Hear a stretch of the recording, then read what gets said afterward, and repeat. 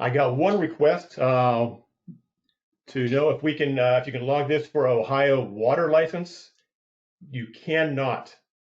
Reason being, this course is approved for Ohio EPA for wastewater only, but not for water. And we have a number for a education number for the Ohio wastewater, but not for water again.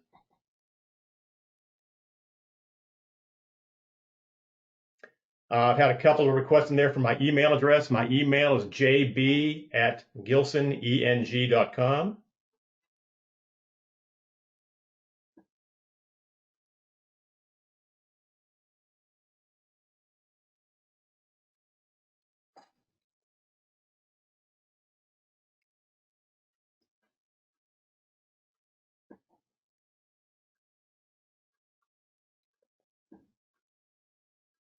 And it looks like for wastewater, I think I want you to if you can send me your number for your wastewater license also, and we'll log that. Again, this is more for auditing. If I have a copy, it's probably better than just you having a copy only.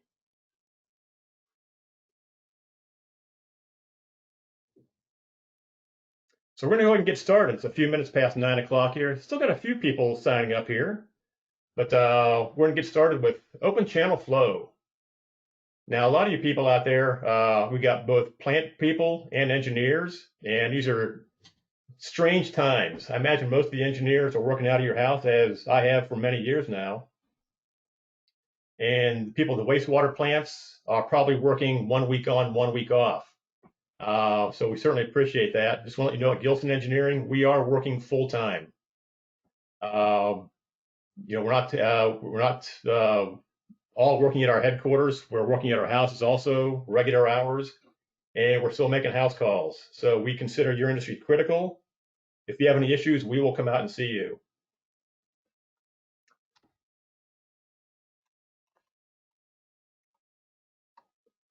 So open channel flow. Again, I think probably everyone out there in the seminar has heard of open channel flow. And we're going to get down to the basics and, as far as the hardware you're looking at. A little bit later on, we're going to talk about what makes these things not work. We get a lot of calls, hey, my flow meter's not working too well, not very accurate. We're going to take a look into that a little bit later on. But flow meters, again, you've got your primary device, which is your Flume, Weir, whatever, and the flow meter.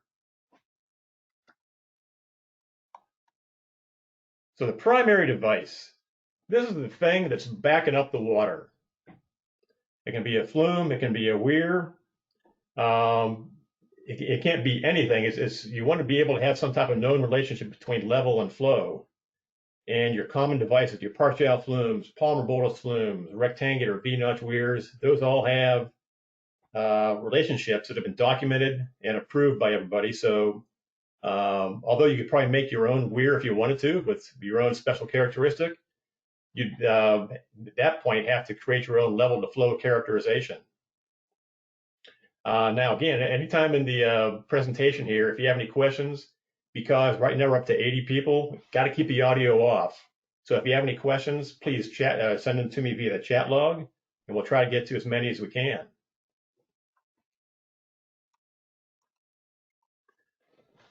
The secondary device is the thing that measures a level and converts it to something we can correlate to being a flow rate. And we'll talk about those later on, the different types of flow sensors, again, and what to look for too, troubleshooting wise.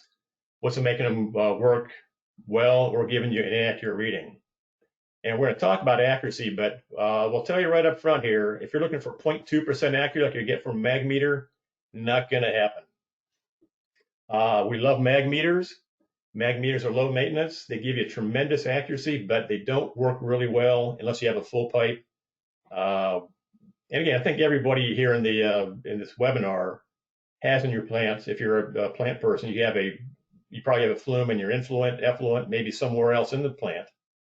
And you probably have mag meters too, and I imagine you're going to agree that mag meters can give you a much more accurate number, but we use open channel flow meters where we have to.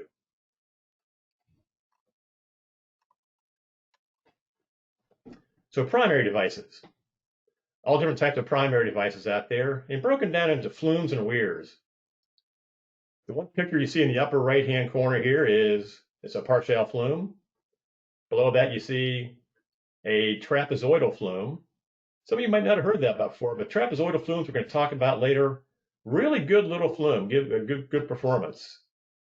Then below that is one of many types of weirs. It's a V-notch weir.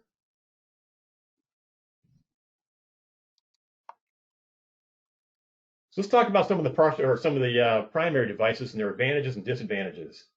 I got to think the most popular one out there is a Parshall flume. Again, most plants in my territory use a Parshall flume and the Influent, and a lot of them the Effluent, even some in the middle part of the plant. What's great about a Parshall flume? Well, number one, everybody accepts it. You can walk up to it, you know it's a Parshall flume. It's self-cleaning for the most part. In other words, you don't have a weir that might tend to get clogged up or stuff deposit behind it. It's going to be totally self-cleaning. It provides very good resolution. And you can get them anywhere between 1 inch through 12 foot. I should have put an asterisk by that one, because I've heard of people actually making them out of concrete in rivers and streams up to about 30 foot. I don't know how accurate they are, but I have heard people doing that. But anything you're going to see as far as what a manufacturer is going to make you for a Parshall flume out of fiberglass, probably up to about 12 foot. Another advantage of a Parshall flume is you have low head loss. So if you don't have much hydraulic drop in your plant, you're not really backing the flow up very much with this Parshall flume. The disadvantage, relatively expensive. Yeah, you got to have somebody make it for you. There's a lot of good manufacturers out there that they make them great quality product. They got to ship them across the country, so there's a bit of a cost to it. Not recommended for widely varying flow ranges or low flows. If you have a 1 foot rectangular weir, 1 foot Parshall flume, and you only have 1 inch of flow going through it, maybe during dry season, you're not going to get very good accuracy out of that.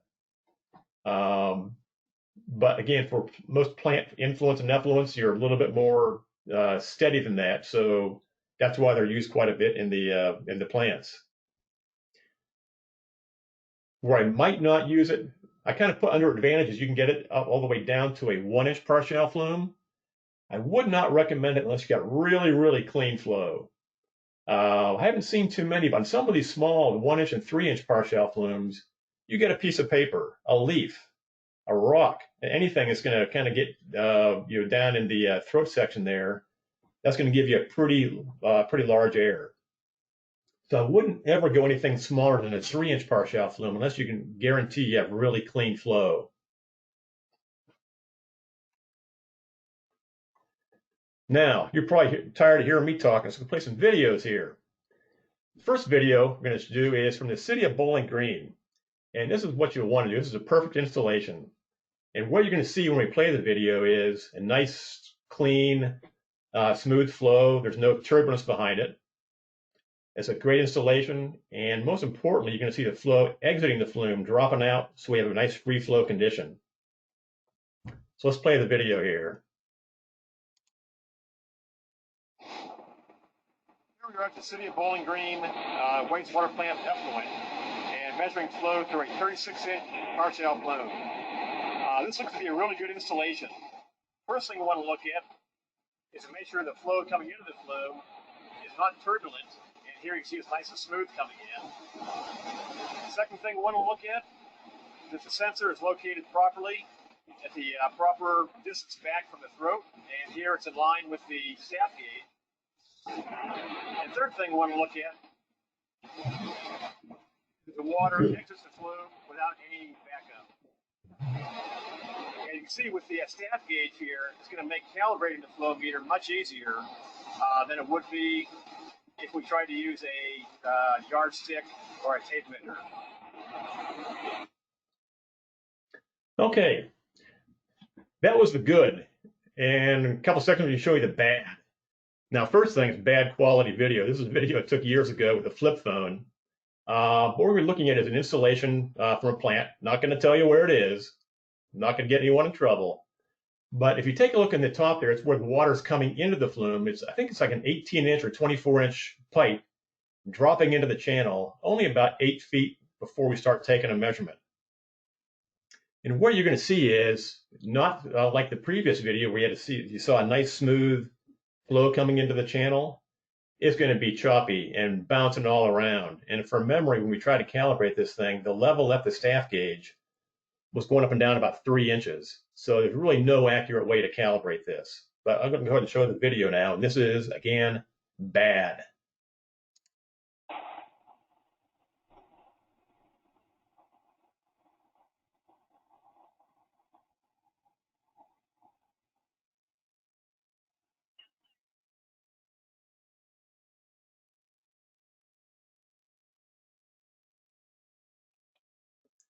Okay, so we've seen the good and the bad. On the bad one there, actually, I think that was taken out years ago. But the only thing they could have done there to make it work was to get a jackhammer and redo a lot of piping to have the pipe drop into the channel 30 feet upstream, or maybe put in a tranquilizer. I think they call them tranquilizers, things to kind of have the flow settle down a little bit before it gets to the flume. So that was a bad one, and the good one is what you want to shoot for. Palmer Bowlus flumes. I think everyone's probably heard of one of these. There are not many of these in the plants. Where I see the Palmer Bowlus flume and kind of where it has its niche is in pipe inverts outside of the plant. And a good example there might be an industrial site wanted to put in a Flowmeter to measure their effluent going to the wastewater plant. So they had a manhole with maybe a 10-inch pipe invert there. They can drop a Palmer Bowlus flume in there as a primary element, put in a Flowmeter on top, and they're up and running. The picture we're showing here is your basic Palmer Bowlus flume, but say you've got a 6-inch Palmer Bowlus flume you want to put in a 10-inch pipe. The manufacturers will put in bulkheads, kind of half-moon bulkheads on the upstream side and downstream side, so you can put them into the pipe. And once you get them down there, you can either tie them down, bolt them down, or grout them in. But the really important thing I think you want to look at when you're looking at a Palmer Bowlus flume, or really any flume, is if the customer has a 10-inch pipe and you want to measure flow through that, don't match the Palmer Bowlus flume size to the pipe. Match it to the flow rate. So though they might have a 10-inch pipe and they're only flowing 30 GPM, I don't want to put a 10-inch Palmer Bowlus flume in there. I might want to neck it down to a 4-inch Palmer Bowlus flume.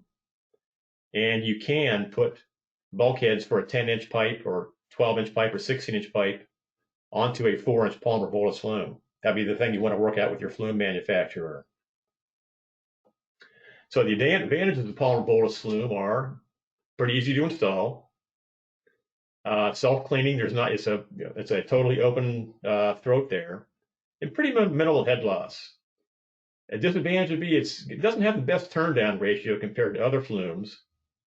And well, you can put it into a pipe invert, but it's you're working with probably some concrete and all that, so it's not the cleanest thing you can do. But I see a lot of them out there in existing manholes where people put them in, so they've got a Flowmeter.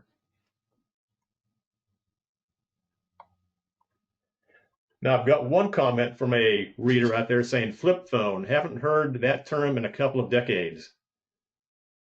Well, there's gonna be a lot of things you haven't heard of it from a few decades here, Chuck. Trapezoidal flumes. I bet probably not many people out there have either heard of them, and probably not many people use trapezoidal flumes, but I love them. It's a really great performing flume. And it's kind of taken, you're kind of morphing a Parshall flume and a V-notch weir, in the fact that you don't really have any obstruction like a V-notch weir, where the solids might settle out behind the weir plate. But you've got better resolution because of the gradual increase in width, like you'd have in a V-notch weir, but don't get in the Palmer or the Parshall flume. So you can really get good turn down ratios on these, and they work pretty good in dirty environments too. Disadvantage, probably the only big disadvantage is you can't get them really big. The flume manufacturers, for whatever reason, don't make really large trapezoidal flumes. But you can put these into round pipes, and you do that by putting, you're kind of molding pipe stubs on the effluent side of these trapezoidal flumes. You can even put them in a ditch. but they're not good for flat channels like a lot of times you see in the plants. So if you're a wastewater plant, your influent or effluent is a flat channel, or a flat channel, it's square channel. Probably not going to be a good installation, and you might want to go back to the Parshall Flume for that. Leopold Lagco flumes. Not a lot of them out there, and I don't know that one's been sold for many years. The Leopold Lagco flume was developed by a company called FB Leopold out of Leopold, Pennsylvania, not far from Gilson's headquarters. It's very, very similar to a polymer Bowlus flume. So why was it developed? I don't know. Maybe Leopold back years ago, I'm thinking in the 50s or 40s, said, well, let's take this polymer Bowlus flume, we'll soup it up a little bit, and we'll make it more accurate, we'll call it more accurate. Don't know the entire story, but if you take a look at the design, the equations, and just kind of how it performs, the Leopold Lagco flume is probably about 95% the same DNA as a polymer Bowlus flume. Again, you're probably not going to be able to buy one, but I still got some in my territory I calibrate every year. H-Flumes. Now, I got to say, I've never seen an H-Flume in my life. I got a picture of one here. And from the research I've done, these are used primarily in agricultural type applications. The water going through there, it's going to clean out pretty well. There's no vertical obstruction like you have in a rectangular weir. So if you have reeds or leaves, silt, it's going to fall through, going to go through pretty well. But again, there's none in my territory I know of. Never seen one. If for some reason you have an agricultural type application, this might be the thing to look for. Okay, now we're getting into weirs.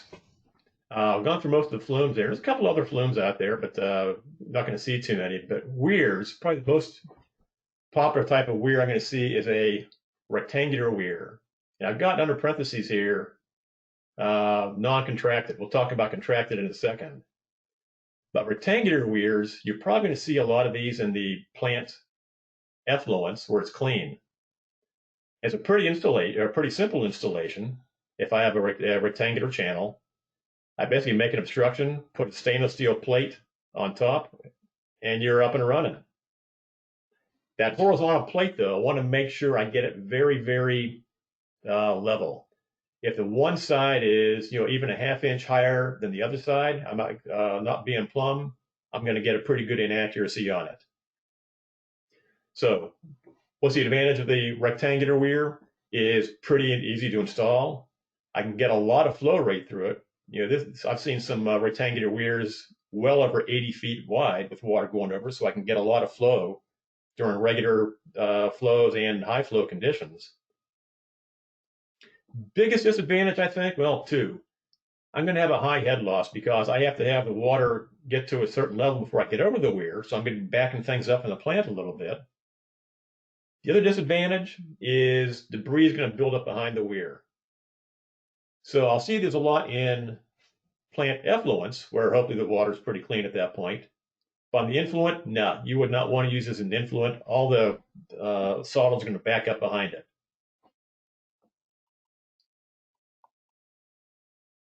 Okay, we saw the rectangular weir uncontracted. Here's a contracted rectangular weir. And it's really the same thing as an uncontracted rectangular weir, but we have some walls coming in from the side that contract or make all the flow go in the space between those two walls.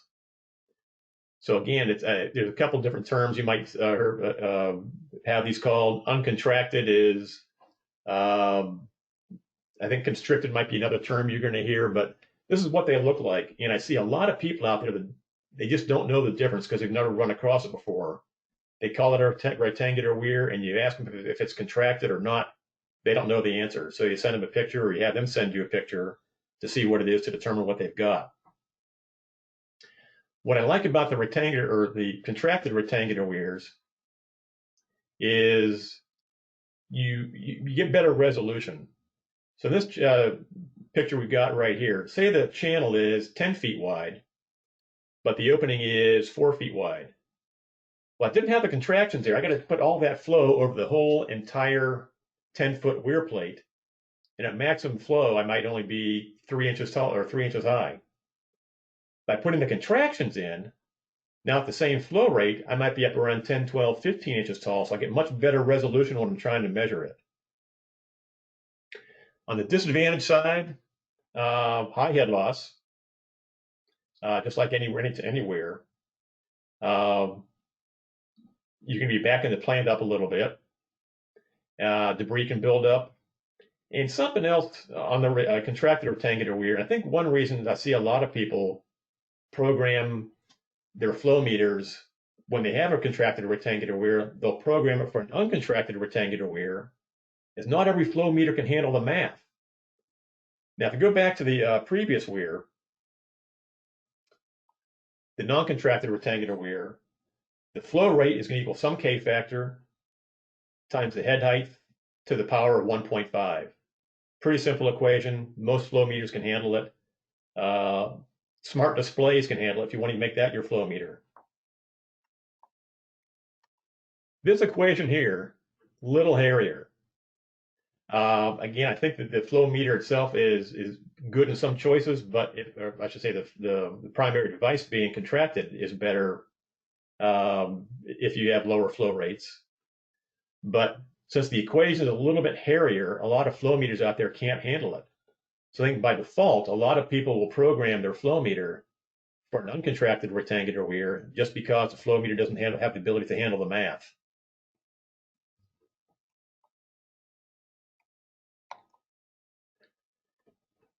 Well, you program it for the wrong weir, that can't be that far off. They might be. Kind of depends what your head height is. So I made an example here. Difference between a rectangular weir with and without contractions. Now, in both cases here, the rectangular weir without contractions is a full 4-foot rectangular weir. And the rectangular weir with end contractions is a much wider channel, but only has a 4-foot opening to it. So they both have flow going over a 4-foot section of the weir. You can kind of tell that at the low flow rates, or low levels, I should say, 0.2, 0.4 feet, which is 4 or 5 inches, my error introduced is about 1-2%. But the higher you get in level, the more inaccuracy you get. Now, this is just inaccuracy from having the wrong equation. It has nothing to do with anything else we're going to talk about later on as far as what causes inaccuracy in open channel flow meters. This is just from having the incorrect equation put in. So you can see if you do have a contracted rectangular weir, you want to make sure you have a program for a contracted rectangular weir, or else you're going to be adding a lot of inaccuracy due to the having the wrong equation. Okay, doesn't really matter which rectangular weir we go to. Got to design things right. You can see in the cross section here. The first thing I want to do is, if anything, if I can put a staff gauge back here at my measurement point, it's going to make life real easy. And we're going to talk about that because what I've seen some people do is when they calibrate their flow meters for these weirs, they'll go right here at the crest with a tape measure or a ruler, take a reading, and think that's the level that should be sent to the flow meter when they calibrate it. Well, that's not correct. I've got a pretty steady flow back here, or pretty steady level back here, but right around here, the level starts drawing down. If I'm taking a level reading right there, I could be several inches off from what it should be back here. Now you can also see they have in the diagram here, a pretty good diagram. It shows a nap, and I've got a little air gap right here. Any weir, whether it be rectangular weir, V-notch weir, Cipoletti Weir, whatever, you want to have the flow coming out like you're pouring water out of a measuring cup. It's going to be pouring out and not kind of dribbling down the side. So at really, really low flow rates, where it's just kind of the water's just kind of barely going over the edge, I'm not getting a accurate flow measurement. The other thing you see is for the rectangular weirs and the V-notch weirs we'll look at, all the equations are assuming you have a pretty thin plate. Now, 1/8 inch is what you see in all the readings. So if you have a 1/4 inch plate, I don't think that's going to make much of a difference. They want it to be a sharp edge. If it's not sharp, I don't think it's going to make that much of a difference in the big picture here. But I don't think you'd want to use something out of plywood or you know 2x4 or something like that, where you have it's going to affect the hydraulics. So I could be down here very easy. I could be concrete, but maybe the top foot or so being a stainless steel plate. That's about an inch thick, somewhere around there. I also have to have it so that I've got a little bit of a distance behind the plate where I take my measurement at. And everything the literature is going to tell you, I want to be about 3 or 4 times my maximum head back from the weir plate is where I want to take the measurement. So for example, in this weir, if my maximum flow is going to be 1 foot during a storm condition, I want to come about 3 to 4 feet back, and that's where I want to put my level sensor. What I also want to do, besides putting the level sensor back there, and this makes life so much easier in the long run, is putting a staff gauge back there on the wall. Putting a staff gauge back there is going to make the measurement much easier for the following reason. I can't take my level measurement right there. I got to do it back here. So how do I take it? I can't go all the way down there. I want to put a staff gauge and put it so the 0 point of my staff gauge is right at the same elevation as the crest of my weir right there. So when I do calibrate my flow meter, I can come back here, take a look at my staff gauge, know what the actual level is, and do any correction I need to do to my flow meter. So I'm going to be praising staff gauges several times here in the presentation. So if you can, engineers, put them in your specs, because your plant people are going to love you for it. I will too. V-notch weirs. Similar to rectangular weirs, but of course you got a V-notch there. And these are really great for some of your lower flow applications. A lot of industrial plants have flow leaving the plant if they've pre-treated it, hopefully. We can't take a lot of solids because they're going to tend to cling on the bottom of the V-notch, but if the water's been cleaned up fairly well, they give you a very great resolution, even down to a couple of GPM. These things work pretty well. I have seen some people that use these on effluents also in plants, and it works okay as long as you don't have anything that's going to stick to, clog up, build up around the V there and give you an inaccurate reading.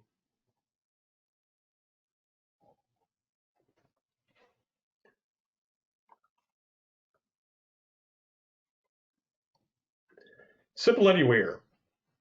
You know, I've heard of these. I don't know of any in my territory. I've never seen one, but it's kind of a hybrid between a rectangular weir and a V-notch weir.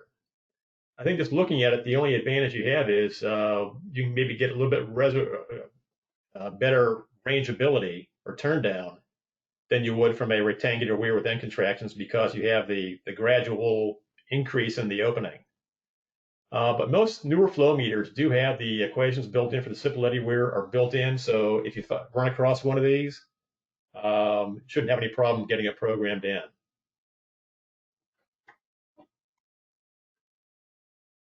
Going to take a second right here.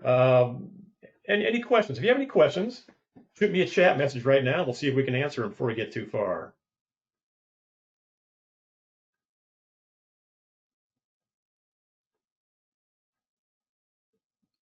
Okay, I got one comment that Leopold quit making the Leopold Lagco flumes. So yeah, I think they quit making them probably decades ago, but you'll still see some out there.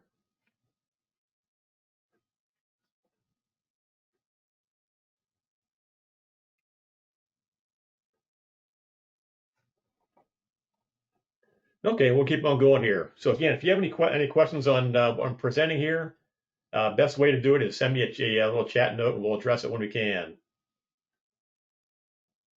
So compound weir. Compound weir is actually a really good idea. A compound weir, if you take a look here, and it doesn't have to be a 90-degree V-notch weir. It could be a 60-degree V-notch weir. It could be 2 rectangular weirs on top of each other. But it's kind of taken a V-notch weir in this example is for normal low flow conditions. I've got the accuracy if I've only got maybe a couple inches of level going through there. I've got the accuracy of the V-notch weir, but now I got a storm condition coming through, and I might be a factor of 20 or 30 or 100, increase my flow rate for a while, and then go back to normal flow rate. With a compound weir, again, it's when I'm just to say, for example, the difference between the bottom of the V-notch weir and the top of the V-notch weir is 1 foot. And then above that, I get into the rectangular area. Where I'm doing normal flows, the V-notch weir is giving me good accuracy, maybe 2, 3, 5%. And then during the storm condition, I overflow that. The total flow is going to be, during this high flow condition, it's going to be all the flow going through the V-notch weir when it's full, plus whatever's going through the rectangular weir, anything above the top of the V-notch weir. Now, how accurate is it? I've done some reading on it, and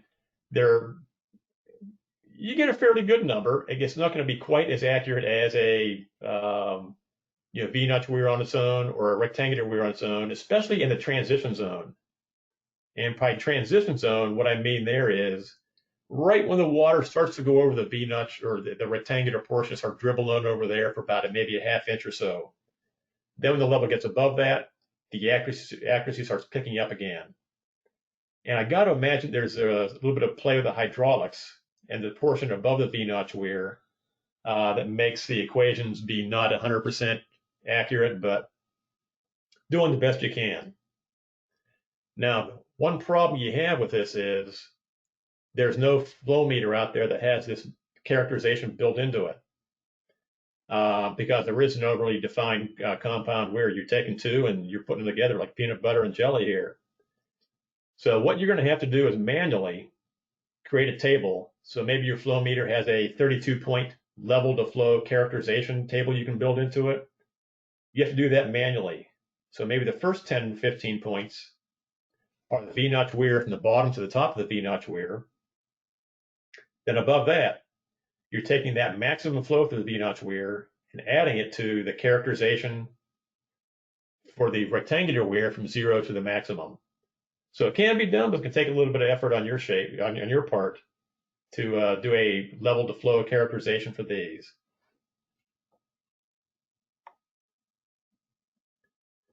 Some other ones I've seen out there, well, I actually haven't seen too many of them, a diagonal weir, a duckbill weir, and a labyrinth weir.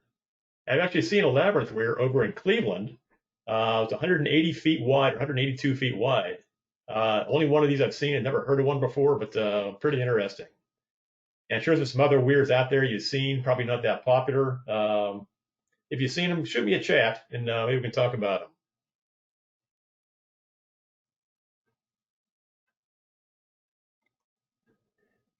Now, package metering manholes. This is not a flow meter, but it's a really, really good way to package a flow meter if you need to.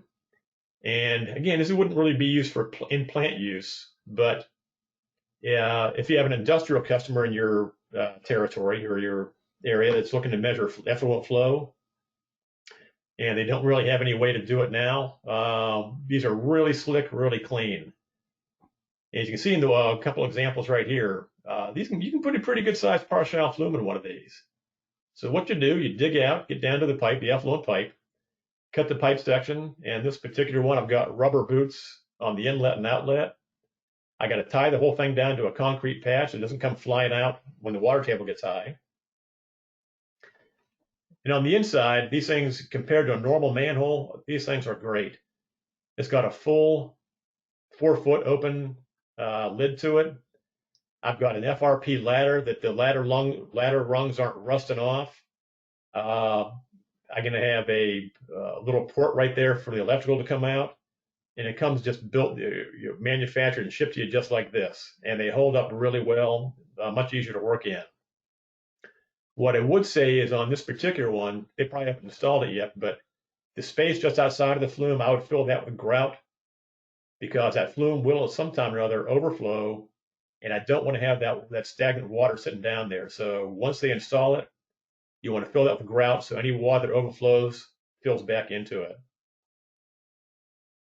Another good application for one of these is you have a municipality to send in you water to treat, and you have to meter it somehow. I've got one question here from Eric. It says, what are the metering manholes made out of? FRP fiberglass. I think FRP, I believe, stands for fiberglass reinforced polyester. It's got a gel coating on it. These things just do not corrode, um, last for years, and really good. Got another comment here. It says, I see the labyrinth, serpentine, and open channel, UV disinfection discharge for level control and control at UV at different flows. Okay, thanks for the comment, Larry.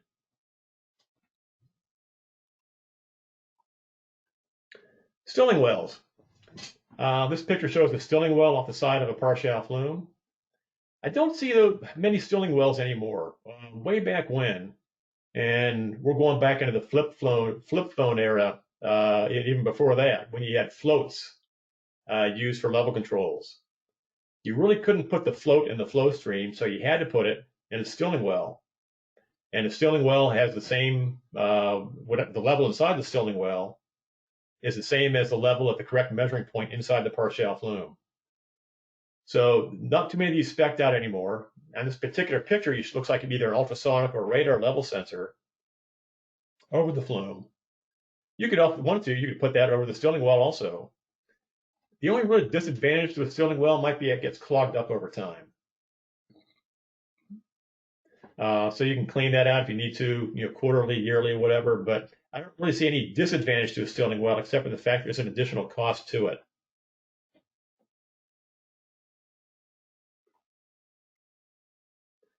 Okay, I don't have a primary device in my plant, and it's going to cost me a lot of money to install one. So maybe I got a plant that's been around for years. I want to put a Flowmeter in, and to do it, it's going to be bringing in jackhammers and concrete trucks and doing a lot of slope calculations, and just not going to be pretty. I'm into the tens of thousands of dollars. So what do? So I'll show you a couple examples here we've done in the last year or so. Here I'm looking down. This is an 11-foot wide channel and water flowing over a concrete wall. So what I could potentially do is that concrete wall, I could get a couple of the summer co-ops down there and a stainless steel plate and make a rectangular weir out of that. Well, I can do that, except that I'm going to back the plant up even more. Now, this is effluent. It's pretty clean. So I can put a rectangular weir on there, but the cost of the weir, the getting down there, backing the plant up another foot, just don't want to do that.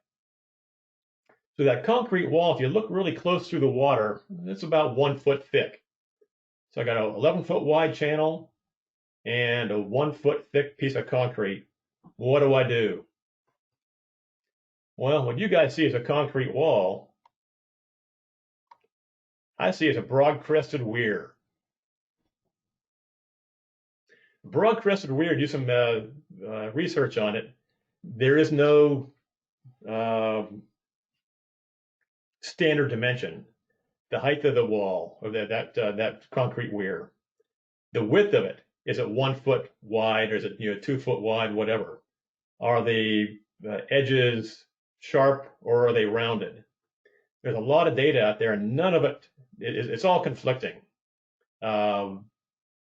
But when it comes down to it, all the equations come out to about the same thing, which is the flow rate going over that broad crested weir is some K factor times the width, in this case 11 feet wide, times the height of the water going over that weir to the power of 1.5. Now, what you're probably going to have to do, you can, again, do as much research as you want. You're going to get about 15 different answers. You can put an equation into your Flowmeter, and it's probably going to be wrong by a little bit. So you're probably going to have to play with that in my case here, a question mark. It's really a K factor. You're probably going to have to play with that a little bit until you get it where the flow to where you think it should be. And the best time to do that is during dry weather conditions, kind of comparing the effluent to the influent, and where it's going to be pretty steady, and see what kind of how you have to adjust that K factor. In this particular case, we did that, and they're very satisfied with the results they're getting.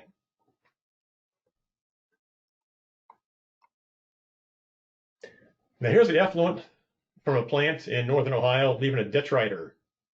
Had never even seen a detritor. In fact, I'm not even sure I'm pronouncing it correctly right now, but a detritor is where a lot of the grit is dropping out before it goes into the rest of the plant. And in this particular plant, they had no hydraulic drop to work with at all. They had a Flowmeter at the very end of the plant that they wanted to verify. But you're kind of doing a walkthrough. We went past this and we went further down the plant. They walked away back up and it said, wait a second. You're calling this a detritor. What I'm calling this is a rectangular weir without end contractions. And we looked at it. That is a steel plate that's 30 feet wide and does not have end contractions. So the only thing we had to do to make this thing work is they had to go in there and adjust the plate to make it a little more level. It's off by about an inch or so from one side to the other. So they made the adjustment, put a flow meter behind it, and the thing's working great for them. Okay, we talked about primary devices. Now let's talk about the flow meter. Well, a flow meter's function is to measure the level, probably want to transmit that the actual level or flow rate via 4 to 20 to your SCADA, maybe to a chart recorder or to pace a chlorinator.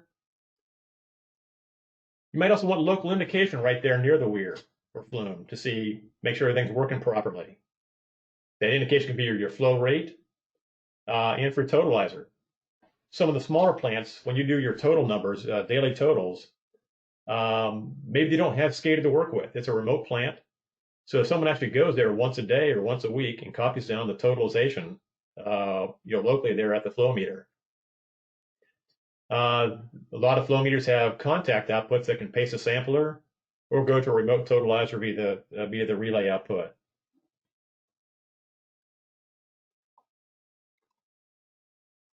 So what types of primary device or secondary devices do we have out there that can measure level and convert to flow? Probably the most popular one out there is ultrasonic. And I guess just from personal experience, I say probably about 80%, maybe even 85, 90% of the flow meters in Northwest Ohio here use ultrasonic sensors. People have been going to radar for the last couple of years as radar costs have been coming down. There's some bubbler out there. And we're going to talk about each one of these a little bit more in depth here. Submerged pressure, RF capacitance, and then going down to the old floats. I will say I've never seen any float in action in my territory. I've seen some that have been decommissioned, and what the floats were, you had a float on a cable going up to a characterized cam that would then go to a indicator recorder to show flow rate. And yeah, you see some old installations where they had the stilling well where the float was, but taken out decades ago. So a flow meter, in its basic form, I got to have a level sensor to measure the level. And it might be as simple as me just having a 4 to 20 output going to SCADA. If you're doing that, hey, you're up and running. I might have a display right here showing my flow rate and flow total and giving me a contact output going to a sampler. It's good having some type of display right here. Reason being, if this is a bigger weir or flume, maybe I don't want to be hanging my head over there to take a look at what the flow rate is and make sure there's no errors, make sure it's reading properly. So having this up on the rail or somewhere slightly remote from the sensor is a really good idea. Okay, level sensor placement, very important. In this case, I got a Parshall flume, and my level sensor has to be 2/3 the way back from where the throat begins. I'm sorry, where the throat narrows in this section right here. So if that's the distance C right here, I want to come 2/3 back and put my level sensor in this plane. I don't have to be right centered, but I got to be in that plane right there, 2/3 back. And I don't want to get, in the case of a ultrasonic or radar level sensor, I don't want to get it too close to the sidewall where I'm going to be bouncing off the top of the sidewall and getting a false echo.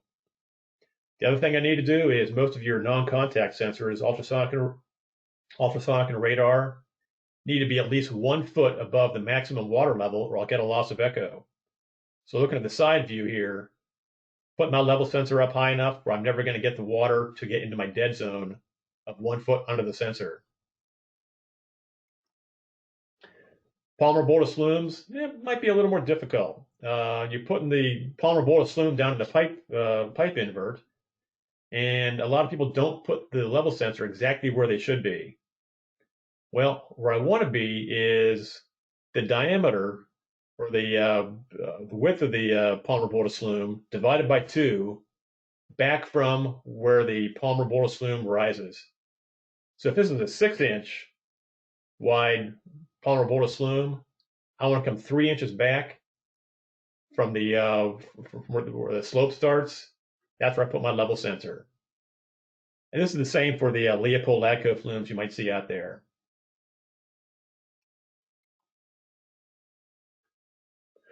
If you are going with a polymer Bowlus flume, I would suggest checking out or purchasing a couple of options we see in this picture. And one of them is the integral approach. Now you see right here, this polymer Bowlus flume could be as simple as this right here. But by putting the integral approach here, I'm guaranteeing a much smoother inlet into the flume. But I'm also have the manufacturer put a staff gauge into it. So when I do my calibrations, it's much easier. And you can also get the flume manufacturers a lot of time will give you the mounting bracket, whatever type of sensor you're speccing out, making everything a lot easier. For my weirs, we've seen before that for the rectangular weir, and it's true for the V-notch weirs, I want to go 3 to 4 times my maximum head height back from the weir plate. And if I can put a staff gauge at the correct location, that just makes calibration much easier.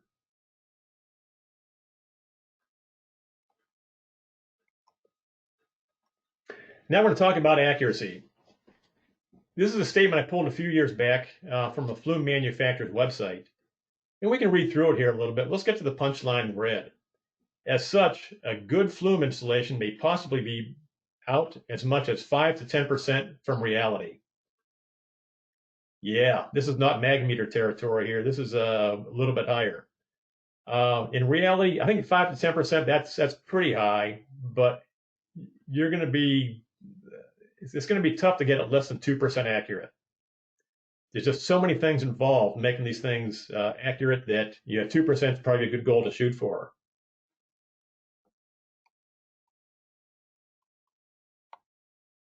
So what causes error with open channel flow meters? Now we're getting to the meat of things here.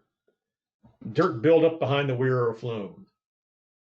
Excessive algae. You probably see our friends down there in Florida probably see it more than we do up here in North, but in the summertime, I see algae growing up in a Parshall flume. You look down at it and you can't see the bottom of the flume because there's 4 inches of algae growth slowing the water down. So whenever you have dirt buildup, algae, anything else clogging the throat, that's going to give you a false high reading. So if you can, periodically, take the jets out there and get the algae and dirt out of there. Submerged flow.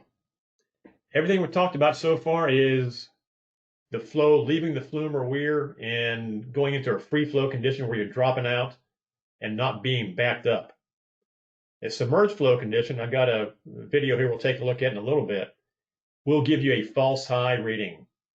So we got to start, when we're in the design stages, we want to try to stay away from that. Foam on the surface. If you have high amounts of foam, you could affect the ultrasonic or radar signals. So we want to try to stay away from foam. Don't see it a lot. I'll see it a little bit on industrial plants where they're jump a lot of soap down, but not too much in the plants. I don't see a lot of foam on the flow meters. Inadequate straight run, excessive slope ahead of the flume. If I got maybe a 4% slope coming into the flume for a couple hundred yards, I have high velocity and the hydraulics don't work for the flow equations. The flume is deformed during installation. Well, what can happen is, I see this a lot with Parshall flumes that have been installed for decades. You take the Parshall flume, you put it in, and you pour the concrete around it. But if the support brackets were taken off of the Parshall flume before you installed it, or put the concrete around it, you may have collapsed the flume a little bit. So I've seen where you go to a 6-inch Parshall flume, you take a tape measure, and it's 5 inches wide at the very top. Nothing you can do about it without a jackhammer. So be very careful when you're installing these things to make sure you keep it braced properly. And then properly sizing the primary device. Your flume should be sized so that you've measured the minimum flows and maximum flows accurately, just like any other type of flow meter out there.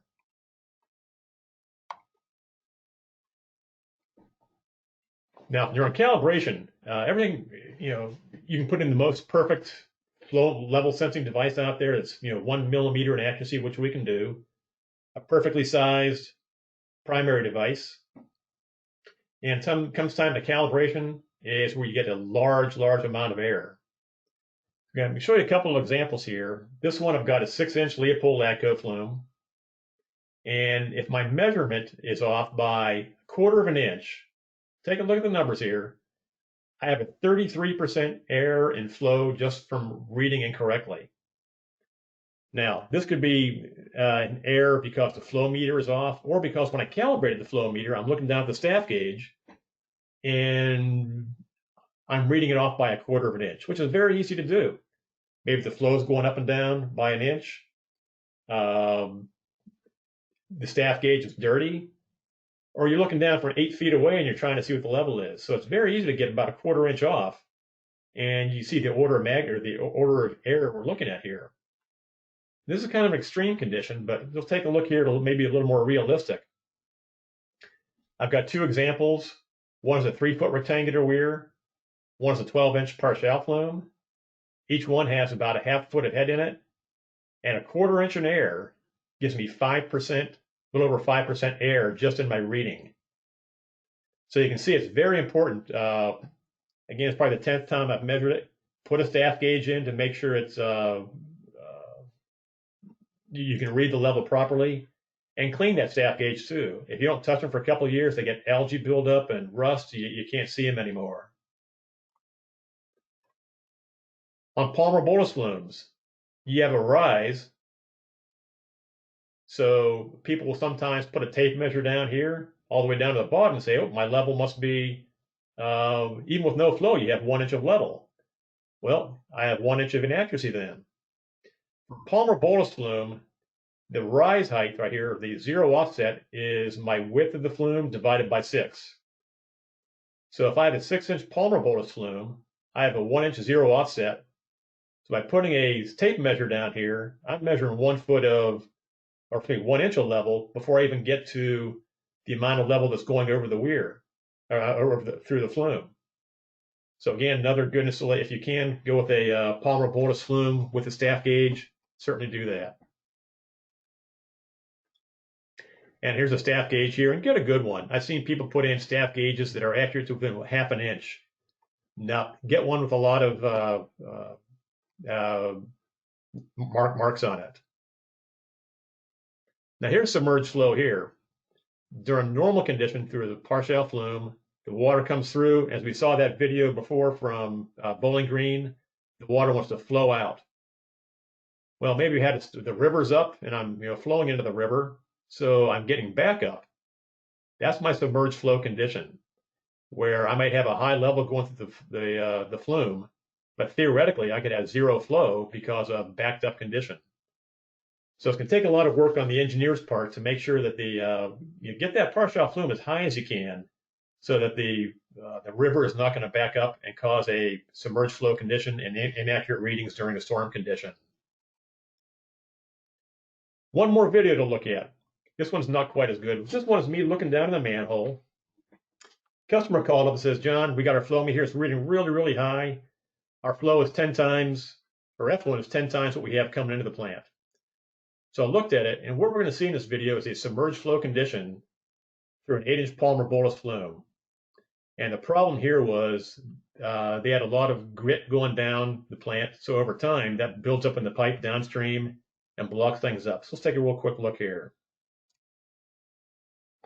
What we're looking at today is an 8-inch Leopold Lagco flume that is plugged up downstream. And you see it's almost minimal velocity going through.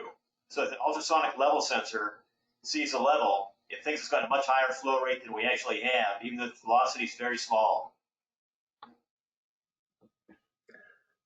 Okay, so you basically saw there was not much velocity. So the water is probably about 6, 7 inches deep, but no velocity to it. That was clogged up.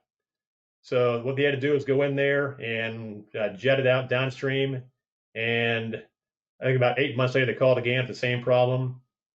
If it happened once, it's going to happen again. So that's one thing you got to look for. Um, Almost near the end here, almost at 10 o'clock here, but one thing I want to show you is on the Flowmeter end. At Gilson, we do represent Siemens, the ultrasonic and radar level controls. To make it easier for our customers, instead of having to read through the manual, we have a utility we have on our website. You can contact us, we'll get it for you. And it's kind of a plug and play. You put in what the application is, what size of flume, what's your flow rate, what model you're using, and it'll spit out to you the information to put into your flow meter. And we have that for our Hydro Rangers, for our Probe LU 2-wire transmitters, all of our radar gauges, the LUTs. Really makes life very simple when you have to program one of these flow meters. Other technologies out there, real quick, Manning formula. With Manning formula, there is no primary device. The primary device is the pipe invert, and you want to take a level measurement to see what the flow is. Well, with Manning formula, you take the pipe diameter, you take the slope of the pipe, the surface roughness of the pipe, and you multiply that by the some K factor and the level to get you what you think might be the flow rate. It gives you a relative flow number, but not accurate at all. I think you'd be lucky to be within 20, 30% accurate on those. But if all you're looking for is a relative number, well, Manning's out there. Area velocity meters. Personally, I had very little experience with area velocity meters, except for what people have told me about. I think they're great for an I&I studies out in the field, but I don't know they have the accuracy for in-plant use. If you have any comment on that, please send it to me. We can pass it along. So right now, right about 10 o'clock. If you have any questions, shoot them to me at jb@gilsoneng.com. And again, if you need a PDH certificate, shoot me a text, or I'm sorry, shoot me a chat request with your PE number on it. Again, a PE number on that, that's going to help verify if you ever get audited, and verify that you indeed attended this webinar. So I'm going to stay on for a while. So if you have any other questions, please send me a chat. We'll stay on for a while. Otherwise, those of you have to leave, thank you very much for your time. Okay, I've got one question here from Eric. Let's see here. Want to know what the straight run requirement is for going into, let's see here. What's the recommended straight run length in diameters upstream and downstream of a Parshall flume? Well, I know that for downstream, I really don't care. On the downstream end, I could have a 90-degree elbow as soon as you leave, pretty much. As long as the water drops into it, I don't care. I know your question's coming from, Eric, with closed pipe flows, whether it be for gas or liquid. Yeah, you have to have some straight run downstream. But for the flumes, no. Once I leave the flume, I'm okay. On the upstream side, I don't have a good answer for you on that. What I would do is maybe go to one of the flume manufacturer websites, and they've got some good data. I would think that probably 20 diameters upstream would be good for normal. But if I've got really turbulent flow coming in, maybe that's not enough. Maybe I have to put some tranquilizer in there to settle that down even. But I would suggest going to one of the flume manufacturers' website. They have great data on flume design and installation. Larry, any general considerations when to select radar versus ultrasonic versus submerged pressure secondary device? Great question. If we had more time, we would get into that. We could probably spend a half hour on that, going through which is better. I'm going to say stay away from submerged pressure because they just don't have the accuracy. Submerged pressure sensors are great when you're talking about feet of level, and for open channel flow, we're normally talking about inches of level. And I just don't see the accuracy in the pressures. So now we're talking about radar and ultrasonic. A lot of people have gone to radar in the last couple of years thinking that, hey, radar is more expensive, it's got to be more accurate. It is not. A good ultrasonic level control will have better accuracy for level than will radar. If you want to use radar, you can certainly use them, and you can bring the 4 to 20 back to something else, a SCADA package or some display that can do the linearization. But the radar is normally a transmitter, a 2-wire transmitter that's going to be, giving you a 4 to 20 output, and you have to look at it where it's installed to see what's going on. Whereby a lot of the ultrasonics have remote electronics where you can take a look at your flow rate and flow total. It makes calibration a lot easier too. That's what the push buttons are to calibrate it.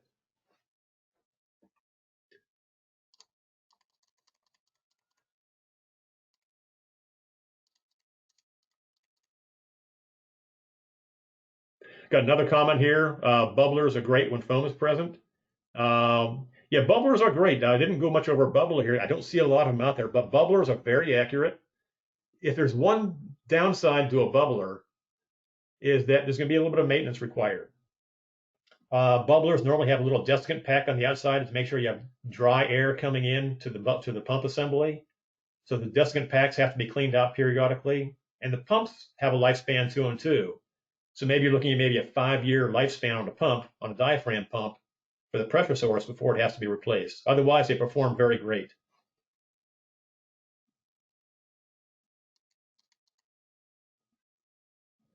Okay, any more questions out there? Please send them to me. We'll be around for a few more minutes.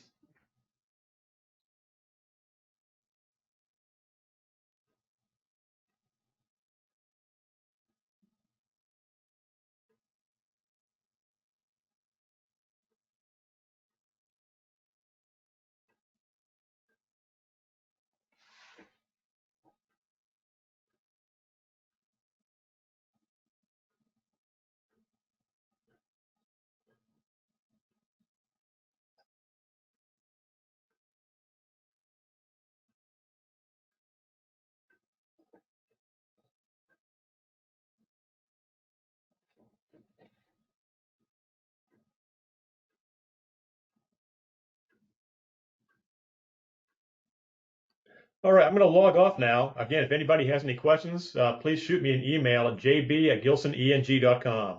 Thank you very much.